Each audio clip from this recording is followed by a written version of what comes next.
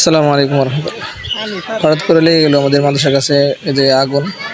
এই আগুনটা এরকম দেখাতে পারি নাই, আসলে লাইভে করতে পারি নাই ব্যস্ততার কারণে। কারণ আগুন নিবানোর কাজে আমি নিয়োজিত ছিলাম। অনেকেই আগুন নিভাবার চেষ্টা করছে। ফায়ার সার্ভিস আসছে শেষের দিকে, আমরা আগুন নিবানোর প্রায় শেষের দিকে আগুন তারা আইসা হালকা একটু পানি এখন দিতেছে, এই দৌড়তেছে। কারণ বনের কিছু নেড়া এই রুমের ভিতরে আসার কারণে আগুনটা লাগছে আর কি, এই কারণেই আগুন লাগবে। আমরা আপনাদেরকে ভিতরে নিয়ে যাবো, একটু দেখানোর চেষ্টা করবো ইনশাল্লাহ।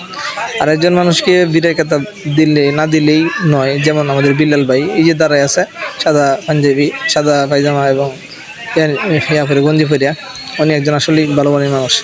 যাই হোক, উনি এই রাস্তায় যাইতেছিলেন, তারপরেও উনি মোটরসাইকেল নাইমে এই আগুন নিবানোর কাজে অংশগ্রহণ করছে। আমি আমাদের সাথে গিয়ে আমরা ছাত্ররা অনেক কি গেছে, হুজুরা গেছে এবং অনেক মানুষই আমাদের সাথে সহযোগিতা করছে। আমরা শেষ পর্যন্ত আগুন নিভাইতে সক্ষম হয়েছি। আল্লাহ রাব্বুল আলামিন আসলে আমাদেরকে এই বিপদ থেকে হেফাজত করছে। সকলের কাছে দোয়া চেয়ে এ পর্যন্তই। আসসালামু আলাইকুম।